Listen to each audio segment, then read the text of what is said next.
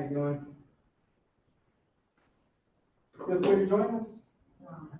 Oh, well, it is recording, so I'll start off on my little half. Hello, everyone watching. This is our, what happened? Link doesn't work. Really? It's not working? Ryan said it too. Really? Ooh, technical difficulties again. My apologies. The one that I just shared or what? Really? All good, all good. We are IT. A lot of us are IT, so we fix things. Okay, I'm gonna click on that button. Not that button.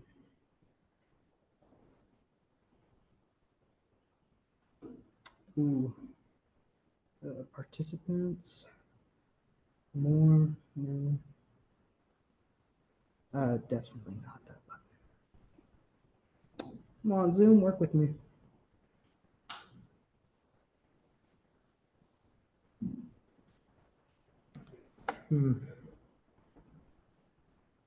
Yeah, this is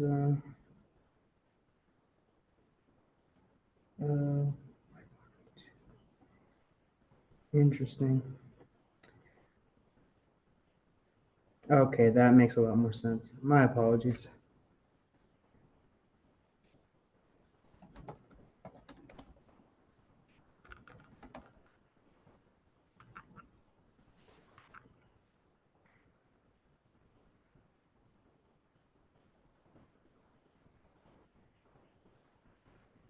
You are in. Welcome, welcome. So I guess my apologies. I'll continue. I am Michael. I am the president of the HawkNet cybersecurity organization here at the University of Houston Clear Lake. A little bit about our organization. First is we're all about cybersecurity. We're all about narrowing a bridge that is students not knowing about cybersecurity and then actually knowing what is cybersecurity. And we like to go a little bit more in depth with it in terms of, hey, there's a vast amount of growing opportunities within cybersecurity as a career, but also, of course, whether you want a career in it or not, you kind of have to know it. You need to protect yourself. If not, you can wreck yourself, essentially. And by I mean yourself, I mean your data, your finances, just about every aspect that you have. You know, a lot of people that I know personally are not big fans of going on Facebook just to find out that they can't log in and their profile picture has been changed to someone completely different and they're messaging all their friends asking them donate to crypto, donate to this and that, et cetera, et cetera. And yeah, that's basically our organization. We host a lot of events. Currently, this is our second event of the semester. Our first one was a welcome day, who we are, welcome. But we are looking forward to having a Try Hack Me, Hack the Box, CTF events, and much more. A little bit about myself. I am an undergrad student here, majoring in IT, minoring in cybersecurity, and hoping to head out of this university with the little paper in my hand, walking that stage, shaking a couple hands, and off to the real challenge, which is actually finding an opportunity with my, I guess, degree. But yeah, if you want to, I guess you start off with a bit about yourself, if you'd like to. Sure. My name is Joel, Joel Wiens. I'm currently a information security analyst with a company called Trace Security. What they do on a main basis is a compliance, I guess, a compliance services. So they provide IT audits, they provide IT risk assessments, external penetration testing, internal penetration testing, on-site social engagements, all types of compliance services. And mainly our clients that we work with are banks and credit unions. And then I think we do have a few insurance and hospitals as well. But overall, protecting that infrastructure is definitely very important. And knowing where you are lacking can actually help you succeed and become better. So Go ahead. Go ahead. I currently hold my CYSA, and I do not have a degree. I went the certification path.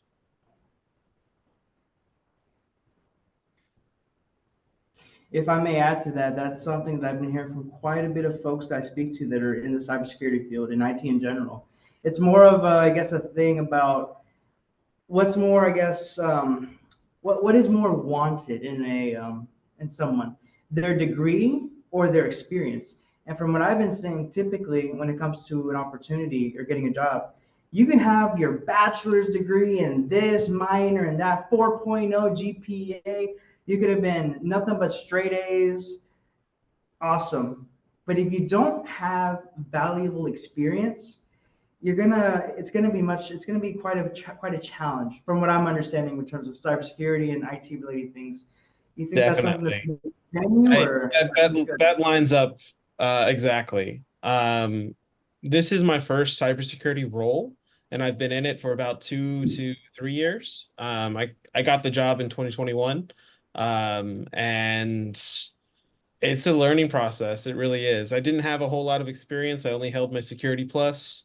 Of course, now I just recently got my CYSA, so that's a little bit more in depth. And I do plan on getting my CASP, or I guess it's changing to Security X now, the Expert Series, and then going on to get my CISSP. Interesting. And I guess kind of the obvious thing about IT, cybersecurity in general, certifications. You cannot, you can go on without them, but if you have them, they'll do nothing but good for you. Is Right. that something you can do with, or? Yeah, no, I definitely use those skills that you study, and it's just having being certified, it can help just like you said, you can have all the degrees in the world and then, not have the experience. And the experience is on the day-to-day basis. That's what's gonna make you, an excellent penetration tester, or, hey, I can spot this vulnerability from miles away, signs of compromise, everything like that. And if I may ask, you only started with the CISA certification, or did you have anything prior to that, like the IT fundamentals, the A plus, network plus, So, security plus? years past, I went to a trade school to gain my A plus, Net plus, and then I did attempt to take my CEH, Certified Ethical Hacker, um, and then I got my Security Plus with them as well. But then the CYSA I did on my own.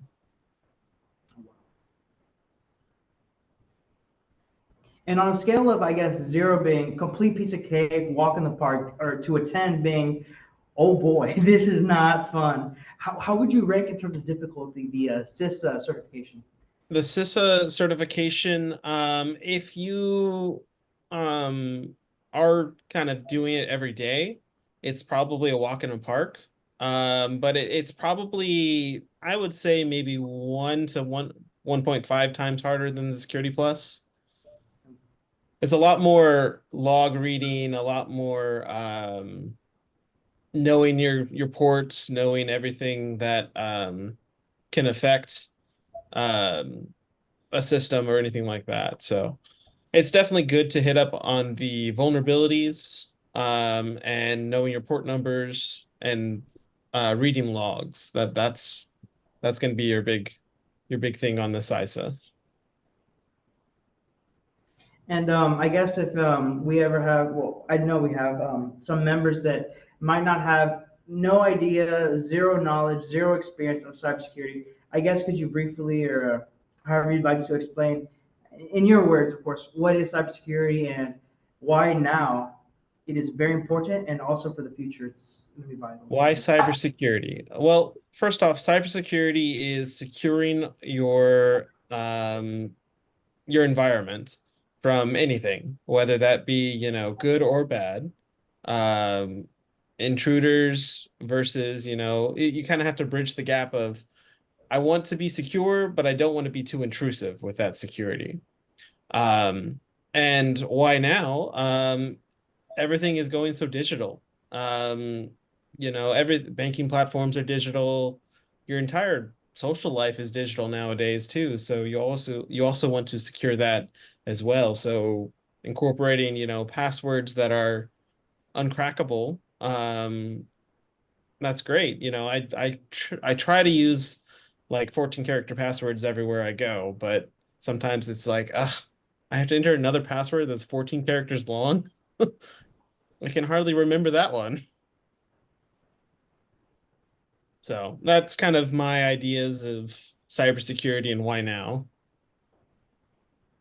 And if I may ask, why did you choose to pursue the field of cybersecurity, slash IT? So I've always been kind of that tinkerer. I took apart the VCR as a kid and wanted to see how it worked.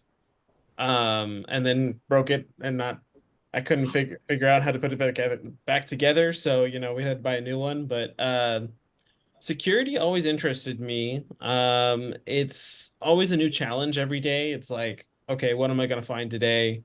How can I improve this client today? Whether that be, hey, we need to implement cameras, we need to implement a better password policy. Um, but a lot of with the penetration testing, we tend to focus on low-hanging fruit. So, oh, hey, port 80 is open, you've got a certificate that's extended support, or you have a weak certificate. We tend to focus on those low-hanging fruit because that's kind of what is going to be, especially for a bank or a credit union, where that's going to be kind of the target, and you can easily get in with those. Another little question I have, because similar to you, I have so many websites that I use, and I have accounts all over the place. And one thing I really want to be careful of course, that everyone should be, is using the same exact password for just I about struggle with every. it too. I What do struggle you, it. as like a password manager, what do you recommend for someone who has just so many, login details? Yeah, a password manager can help with that, and especially keeping those passwords secure. But I would maybe try to do a local version of it versus, a cloud-based password manager, something that's local, something that like you have to have physical access to, versus, I can get in, AWS is hosted on AWS or something like that. But having a local copy of it, like I think the program is KeePass and it's open source, where you just have to remember one password and then you have access to all your passwords. Perfect. Interesting. And I will add, I'd like to introduce briefly the vice president of this organization, Mr. Ryan Pierce, who is in the Zoom session currently. He is the vice president of the HawkNet cybersecurity organization, and I'll speak to it because I've shared multiple classes with him. He is potentially, I'd say, one of the best students I've ever met, fellow students that I've ever met, top of the game, and definitely you'll be hearing about him in the field soon. Guys, everything cybersecurity. I don't know if Ryan, if he can, if he'd like to chime in. Um, Hey, yeah, my name's Ryan, and Mike is hyping me up a lot, which is always nice to get compliments. Um, yeah, like so right now, I think for me is for cybersecurity. Uh, uh, what I'm trying to think about right now? I'm currently working at I'm working for partnership for Boeing, um, and yeah, for like everything you were saying, I completely agree with because you're having to deal with all these ports and whatnot. And um, experience to me is definitely something that I also agree with you. It's much more important than your education because you can always learn, but having experience is something that you have to earn. You have to have Mhm. the merit to do it. Uh, and so, like for if I had a question, it would be what would you like recommend for people who don't have the experience, right? Like they have some knowledge, um, but they don't have the experience. Would you recommend them doing like stuff like hack the box or whatnot, or should they like try and communicate with companies to get a better foot in the door? I would say that Hack the Box is definitely a good one. Just brush up on those basic, and a lot of it is customer service as well. So some soft skills help too. So, how to handle a difficult customer, how to and like I said, brushing up on the um, vulnerabilities and just experiencing it.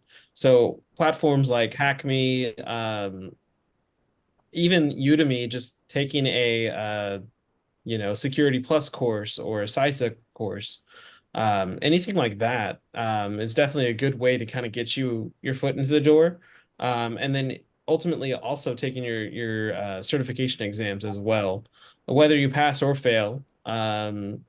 It's just a pass or fail. It's not like, oh, I failed by this much, or I passed by this much. Some personal experience with the CISA, I only passed by, you know, 10 points or something like that, but it's still a pass. I still have that experience, and having that certification definitely shows I took the time to learn the stuff that's in the exam, and um, even though, it may seem like a weak certification or something like that, but it's still experience. So I would say um gaining experience where you can. So watching, YouTube, experiencing it for yourself, learning a lot of Linux, the command line. I deal with Kali almost every day. And then like so for a certification, right? Would you recommend them going for something like Security Plus first, or maybe something more? Um, I would uh, I would start off more basic than that. So definitely, if you want to get into cybersecurity, I would say that you need to build up on your network skills as well. So knowing how a network works. So I would start Network Plus, maybe a CCNA, just to learn how Cisco stuff works, and then going for the Security Plus, because it is built on networks, and you're taking the network, and then you're securing the network. So knowing how a network works, how the traffic flows, and then securing that traffic, and then going deeper into security. uh, I've heard uh, mixed conversation when it comes to other certifications. So Network Plus being one that's good, but like ones that I always see either people are for it or they're against it, which would be like the A plus or the ITF. And what are your thoughts on those types of getting those types of certifications? For someone that's starting out, you have to be, granted, I didn't really know where I wanted to land ultimately. So that's why I kind of went the A plus, Net plus, just gather them all like they're Pokemon. But if you want to be super focused on security, I would start Network Plus. Um, with A plus and ITF, I would feel like those are more for like help desk or desktop support type of role, if that makes sense. Yeah, and then what's the other word? I'm trying to think of. So, so what I usually tell people when I'm how I go about stuff uh, is they need to they need to work on their skills. Very much what you're saying, and but I'm always a person who believes that, and you might disagree with it, but it's not what you know, it's who you know to a degree. Oh, for And sure. having networking and connections with people, which makes it, I would say, a lot easier to get into certain fields. Oh Uh, yeah, for sure. I definitely feel like half of it's like knowing what you know, and then half of it's knowing who you know. So definitely reaching out and putting those feelers out and say, hey, I'm an upcoming, cybersecurity analyst. Can I, like, watch what you're doing, or, definitely um, getting introducing yourself and just having a conversation is going to be kind of your help to kind of help get you that role that you want. yeah, I totally agree. Yeah. Uh, would you recommend people using stuff like LinkedIn, going to career fairs, even if they lack the skills, right? Because I know some people who like struggle with certain classes, but Yeah. my opinion is you still need to reach out because while you might struggle, knowing there's people who are willing to work with you if you're willing to put in the work. Like Oh, for a sure. person who's dedicated, is going to be, a good asset to a degree compared to somebody who might be maybe a little bit pompous or whatnot and think, oh, well, I'm so good, it doesn't matter. Right. So one phrase that I kind of am trying to incorporate is network while you have a job. That way you can use your network to get you another job. So in your question, I guess it was a question. You asked about LinkedIn. LinkedIn is a very powerful tool. And if you use it right, it can be helpful. If you use it wrong, it can still kind of be helpful, but it's not to that degree. Definitely, if you're looking for a role, I would say, and you kind of on that cusp of like, hey, I'm not quite experienced, reaching out to recruiters can help as well. So there are tons of recruiters on LinkedIn that are always looking. Even if you just, hey, I'm upcoming cybersecurity, here's my resume, let me know what you think, consider me, that kind of thing can help you kind of land those experiences. Um, that's kind of how I've always done it too. I've kind of gone through the gamut of, IT help desk, junior systems admin, and then cybersecurity. Granted, I didn't use my network quite for this role. I was actually just kind of like, yeah, I need to find a different job, and I found it on ZipRecruiter, and within like 2 days, I was already on my second interview. So, I think that would be all the questions for me. If Mike wants to pick back up, or if anybody else in the chat wants to discuss anything. Yes, we have see Masere. If you have anything you want to, say, feel free to say. Unmute your microphone and say. Or if you'd like to, you can go on to the chat option and type in anything you have to ask.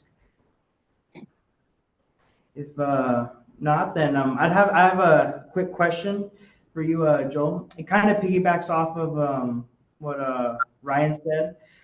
My question would be, from the time you accomplished, you finished your the trade school, the place you went to for the certifications, everything. How long? And you don't have to answer this. Totally understand this, but how long did it take, I guess, for you to land into a job related to your field of IT, cybersecurity? so my first job out of trade school, I'll just talk about my employment history a little bit. There's no like NDAs or anything like that, so it's all good. Um, so my first job out of trade school, I currently held I think up to my Network Plus, was an incident response job for Cisco Foods. I held that for about a year or two, and then I moved into help desk with a different company. And then I actually got the opportunity to go back to Cisco Foods as an incident manager. So with incident management, you're kind of looking at the side of, okay, we've had an event, how do we respond to it? Um, so I kind of always try to put myself into the responders of a event, whether that be, hey, I can't print right, or we have a serious issue. Um, so it's a lot of documentation, a lot of, hey, this is who I need on the call right now. We need to solve this. And then after that, I kind of bounced around from contract to contract, desktop support. But overall, I would say it took about, I want to say about 5 years to get to where I am now. So I graduated from trade school in about 2015. I went back to trade school to get my Security Plus in like 2018, and then it's gone to 2021 was when I landed this job.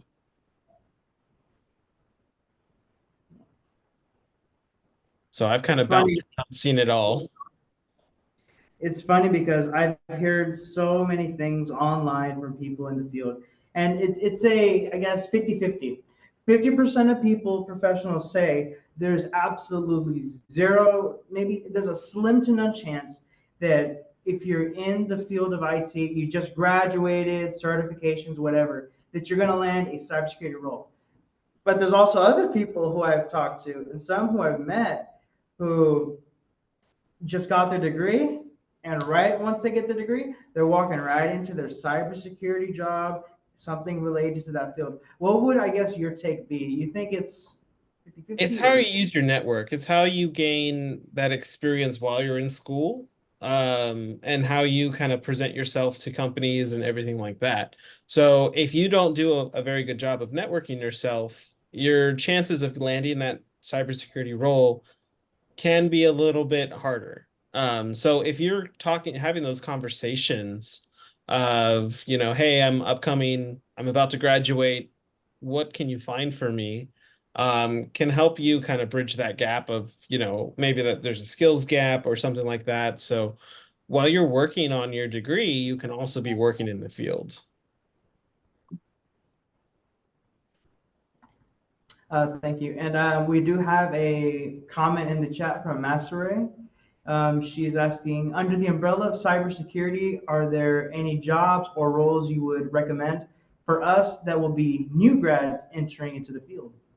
It definitely depends on experience, but I could foresee if you have your Security Plus, that's a good kind of entry cybersecurity certification. So with a Security Plus, I've seen it go from, SOC analyst to depends, but you can get a CIO role or a Chief Information Officer role with a Security Plus. Just depends. Granted, I wouldn't necessarily, if I were in a hiring position, I wouldn't necessarily hire for CIO with a Security Plus. I'd want probably that CSSIP or maybe something higher. Perfect, thank you. And Masere, if that answered your question, please let us know. If you have anyone, perfect, thank you. Sweet. Let's see. I've been thinking about this and I've been hearing also mixed responses. Do you potentially see AI being a threat in terms of taking away jobs in the field of cybersecurity? I think that be AI is so new that it'll be a few years off before it gets fully going. Granted, I kind of use AI as more of like a quick like Google search or something like that. It's like, hey, I need explain this concept in a better way. So I tend to use AI like that. Whereas having AI to detect like, security events, that's kind of already here with like seams and stuff like that. But I'm not too concerned because someone's gonna have to manage the AI, I guess you could say, to make sure it doesn't go crazy. Because the last thing I would want to see is, hey, congratulations on your degree, so proud. Yeah, ChatGPT has grown to an exponential level. Cybersecurity is all AI. It's all taken over. That's Yeah, I definitely don't want a Skynet situation. yeah, Terminator. Mm.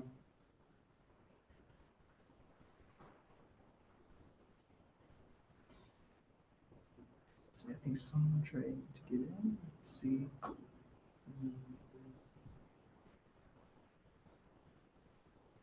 I have a question. Can you hear me back here?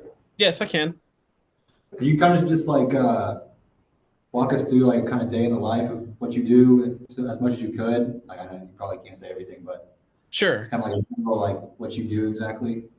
Yeah, so I'll take you through kind of a process of what like an IT audit would be, um, focused on like cybersecurity. So when a project starts, typically what we will do is we'll have conversation with the client, what's kind of called scoping. And that's discussing the details of the project, how long it's going to be, what it'll entail. But in terms of IT audit, we will provide a documentation request based on NIST, I think it's 853, the special series. So that covers everything from organization to business facilities to network to, in the banking world, it would be GLBA, which is the Graham Beach Leach Act. It protects the consumer's privacy. So what their job is to provide documentation to meet those controls. So say, the control was, hey, do you have a water sensor in your data center? Well, they could take a picture of their water sensor in their data center, upload it, and then I can say, hey, the analyst reviewed the photograph and confirmed that, they have a control there that's implemented.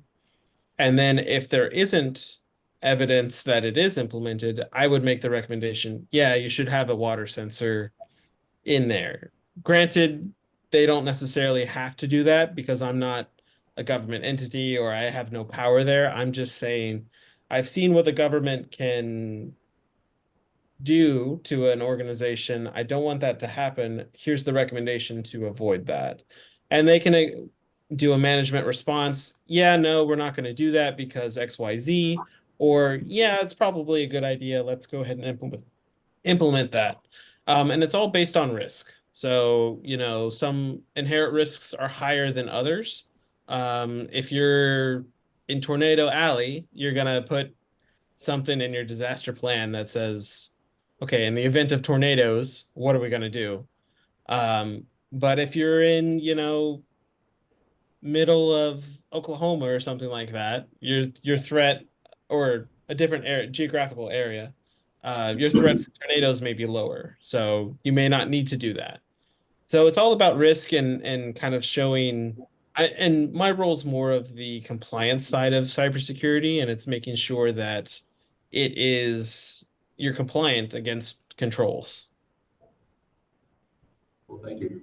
Another thing I just wanted to kind of piggyback on what you said about getting like your Net Plus and like getting those foundations, because I'm someone that just jumped right into Security Plus, and I've heard people like it's definitely possible and everything like that, but like getting this job as a SOC analyst, there are definitely spots in my networking that I'm kind of shaky on that I wish I would have went and got the Net Plus first.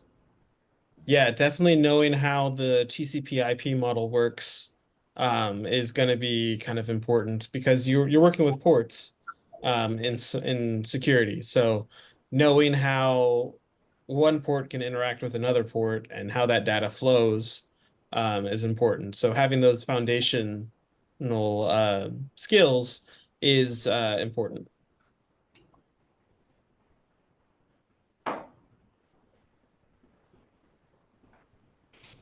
I guess I'll chime in. Also, another little piggyback, I guess. In terms of, I guess, from what I've been understanding so far, cybersecurity, yeah, Security Plus, CISA, all that stuff. But vital to know is the networking side, how networks work, etc. If you had only one option out of both, the CCNA and the Network Plus, which one would you say is worth going for? Which one's, I guess, more valuable in the field? Which one will gain you more knowledge, I guess? I feel like Cisco CCNA will give you more specifics on Cisco products. So in the wild, Cisco is a very big player in the network game. And whereas NetPlus will kind of give you a more generalized, CCNA will give you more specific. So if I had to pick one and I knew that, the organization that I wanted to work for used Cisco products, I would definitely go CCNA. But if I didn't necessarily know what, network hardware they use, they might use Fortinet, they might use Aruba switches, that kind of thing, I would go Network Plus. So I know I was kind of wishy-washy. I didn't give an exact answer, but it depends. I guess I have a question. So I got like I said, my Security Plus, and like the next certification I plan on getting was CISA Plus or whatever. But I have like some people kind of tell me to take a pause maybe on the certifications and just kind of gain some experience. I just got this new job. Do you have any opinion on that? Like, is there a point where you should like maybe get some experience on your belt before just like grabbing some more certifications or? So I wouldn't necessarily say that going for CISA after Security Plus is a bad thing.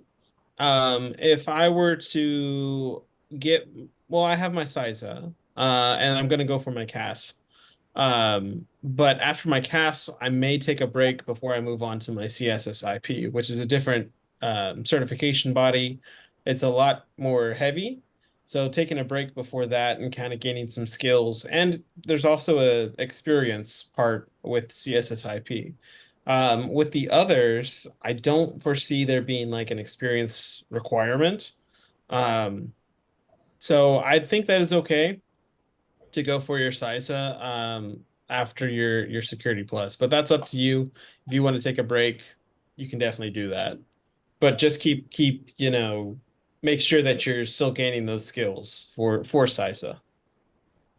Okay.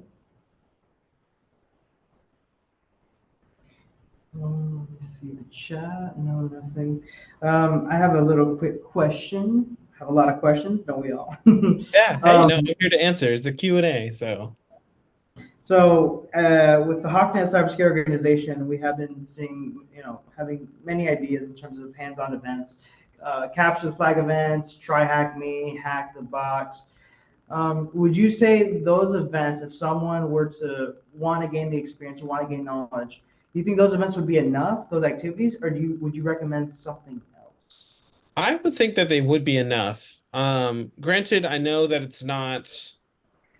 I still feel like you could put those experiences under like self-learned.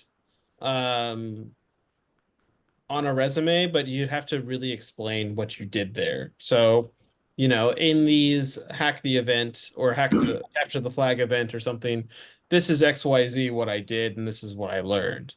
And I feel like that would, satisfy one of the job requirements or, one of the daily tasks that you would match up with a job description. So All even right. though you don't necessarily have, work history experience, you still have experience. It's just you have to phrase it a different way to like the interviewer. Gotcha. So I like, especially when I was about to interview for this job or whatever, I learned a lot about, a lot of interviewers will ask like, how do you keep up to date with cyber and stuff like that? Do you have any like recommended like pages or YouTubers or anything like that that you kind of follow up with? So I get CISA alerts. So the Cybersecurity Infrastructure Security Administration puts out alerts every day. There's always new information. So keeping up with those trends of, hey, Colonial Pipeline got hacked, this kind of thing, or new vulnerabilities that are found every day. They do a good job of keeping everyone informed about new vulnerabilities that are found.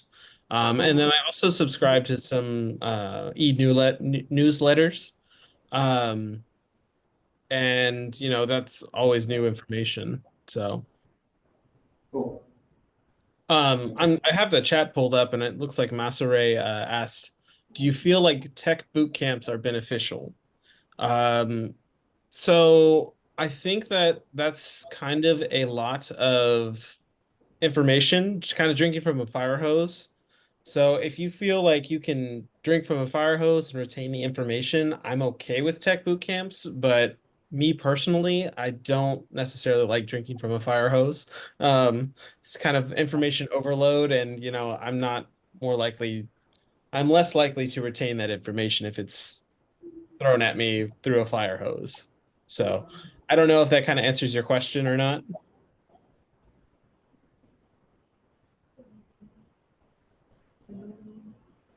And then do you have like, another thing I hear that's like a benefit is like personal projects, especially if you don't have like real world experience. A good thing you can put on like a resume or something is some like projects you did. Have you ever done any like at home projects in the realm of IT or cybersecurity that kind of like So help I out? don't necessarily have personal projects, but I do tend to complete try and hack me boxes and everything like that. But nothing like a home lab or anything like that. That's kind of the dream. It's just I have other priorities right now.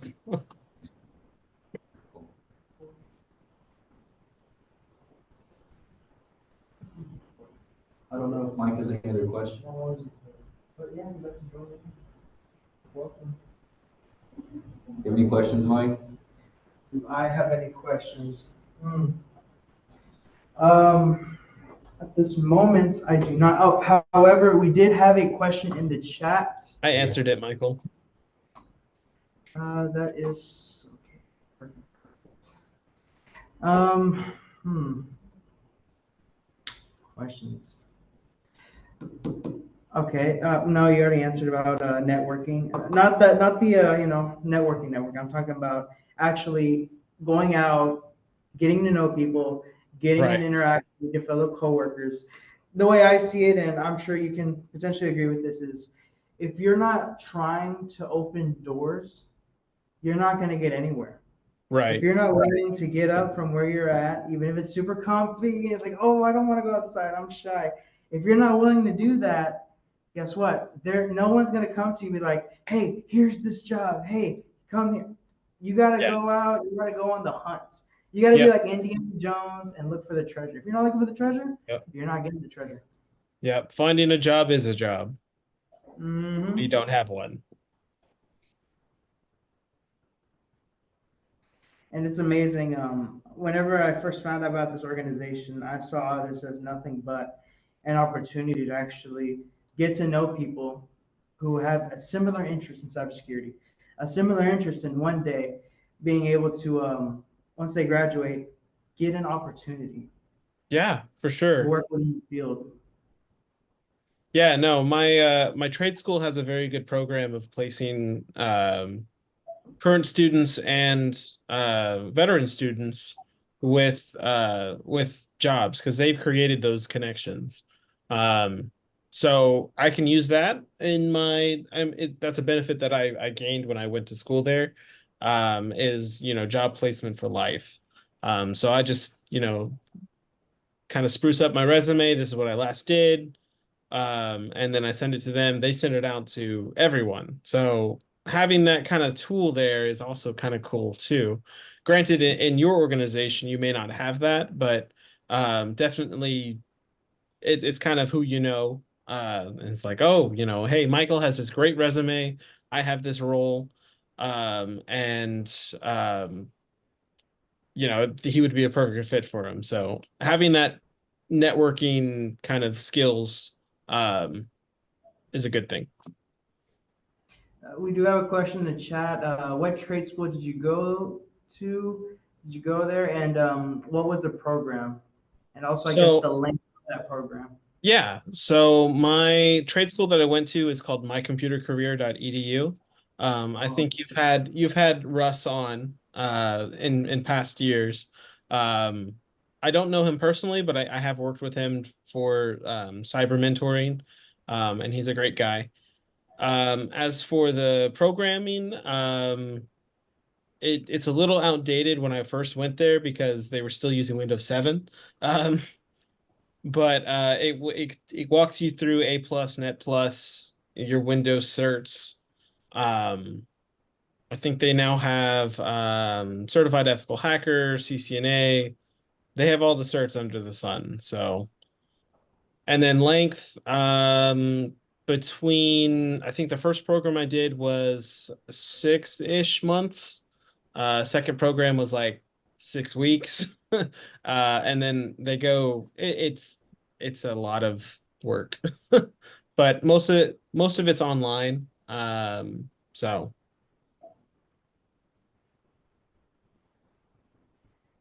Well, I guess I'm dropping out. no, you're good where you are at. Definitely having those networking skills. That's what you probably need to focus on, is building those network connections, and then also getting your certifications as well. So, what should people expect being new, or having no experience, but they might have a bachelor's degree, or they might just actually only have partial education? What would you recommend that they should pursue when it comes to a salary or whatnot, right? Because some people, they might be like, "Oh, I got a bachelor's, I'm going for $100,000 a year," and that the market might not be for that at all. They might get a $60,000 job, or maybe even less, maybe $40,000. What would you recommend For sure, they from personal experience, and I'm okay with sharing this information. Not everyone is, and it's kind of taboo. Don't talk about it. But currently, I make and I'm only like 2 or 3 years in. But I make about 58 a year. And granted, I work for a different company in a different state. Um, so there is some difference there. But I would think that a reasonable salary would be that 50,000 starting off. It can definitely increase um, substantially as you kind of gain more experience. But typically, a lot of companies, especially with limited experience, they don't want to take that risk of, hey, I have a cybersecurity event, I hired someone, I want to play my cards close to my chest. I don't want to reveal all the money. right. Um, Yeah, because I do know some people they might have a higher expectation, but I definitely had a higher expectation when coming into this role, but I know that with time, it definitely grows. So it's a time investment as well as a skills investment. right.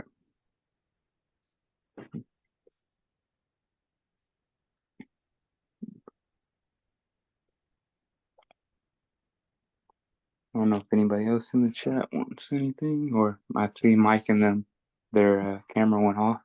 Yeah, looks like the camera went off. I don't know if their audio went off either. Oh, might have dropped out. I don't know. I don't think that. I mean, I think they're the one hosting, so if they would have dropped out, I think we would have been Actually, I all think done. I shifted to host, but I'm not Oh, sure. oh, Oh oh. yeah, now he's connecting to audio. Okay. Oops.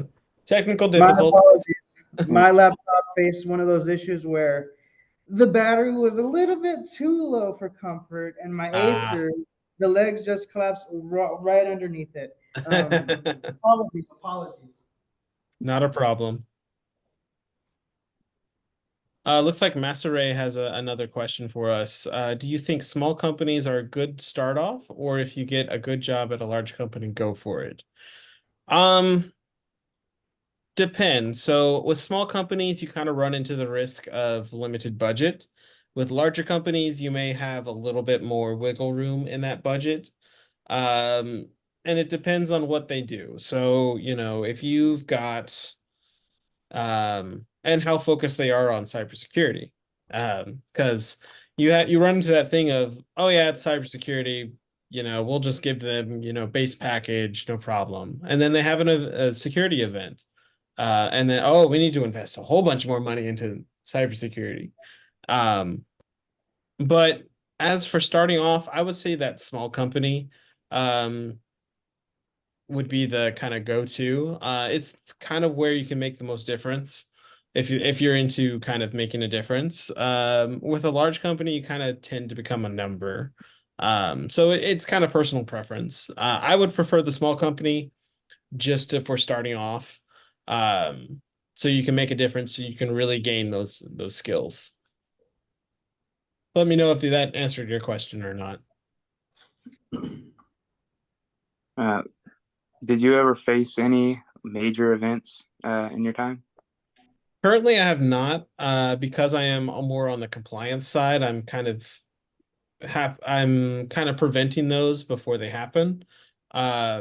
So I would think that, in my next role, if I do shift, I would kind of be more looking at logs on a daily basis, or because currently what I do is more compliance based, and it's kind of preventing things from happening, making sure you have the right resources um, for things. So it gets kind of interesting when you are an actual social engineering.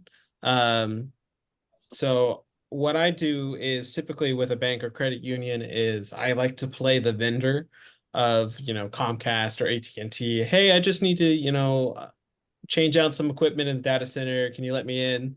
That kind of thing. Oh yeah, this person knows me. I'm here to do it. It'll just be 5 minutes.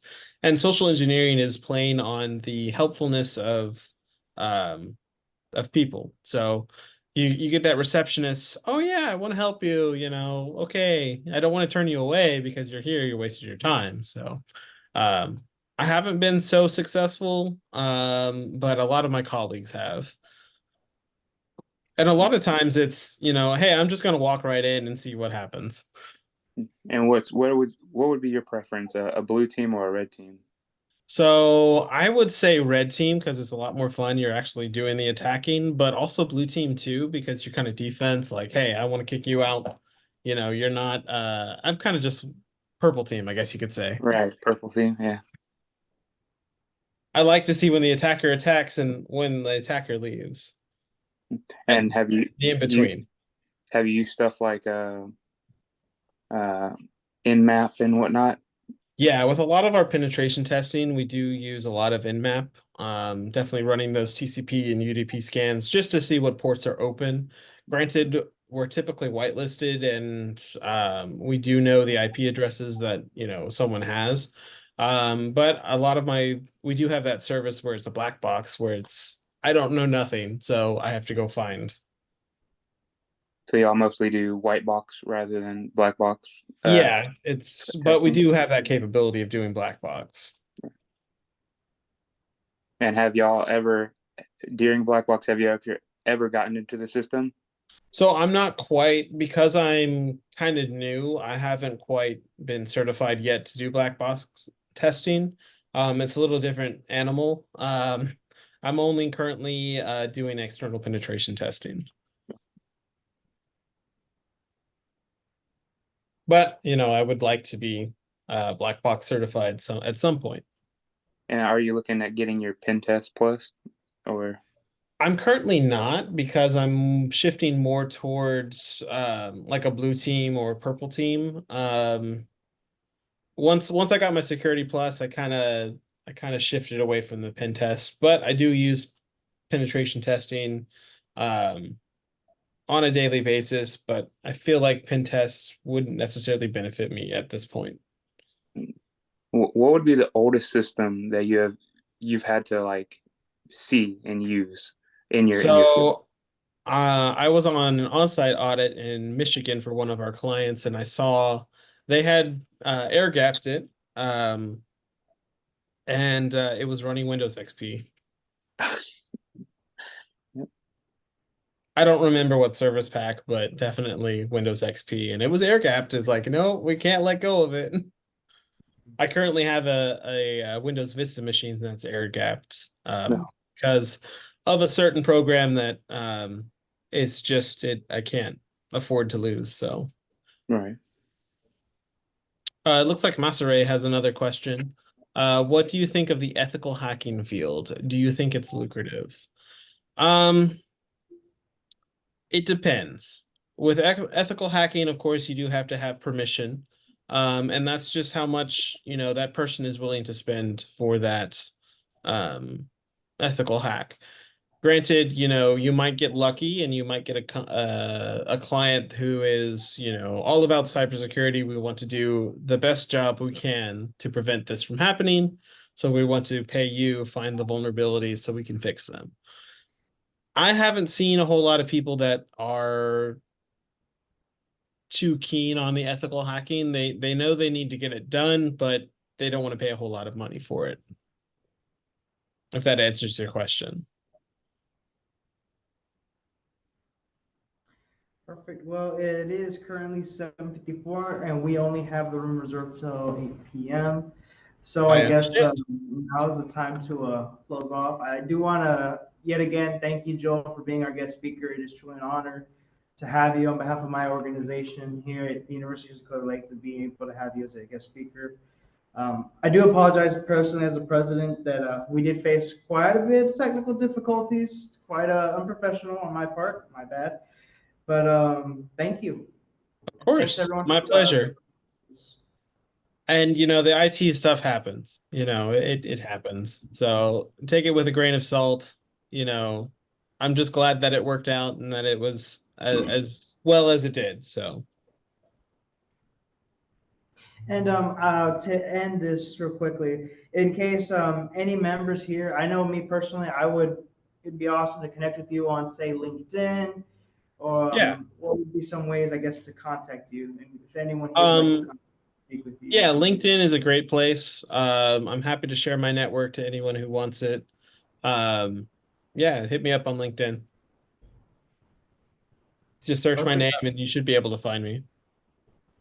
Sean, you have anything to add? No, just thank you so much for doing this for us. We really appreciate Yeah, it. no problem. I'm happy it worked out, and yeah, I'm just happy and it went well. Always good to get different perspectives and everything, and actually network. You know. For sure. Yeah, different perspectives because I have different experiences than other people. This is what I've experienced, this is what you may experience. And yeah, I think that's awesome that, you do have an organization like that like this, that's so cybersecurity focused and wants to network with other people who are in the industry.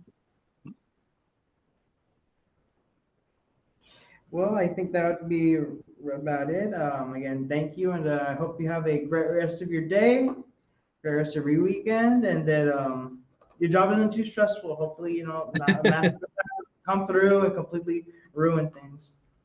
Oh, it's not too stressful. That's the nice thing is my job, it's a unique experience because I work from home and I'm able to travel as well to clients. So working from home, you kind of miss the people, but that travel aspect kind of helps make up the fact that, you're out of the office. Perfect. Well, that will be. Let's see. We have a chat right here. Master Ray says, "Thank you for your time." Thank you. All right. Yep. Have a good night, everyone. And yeah, go cyber.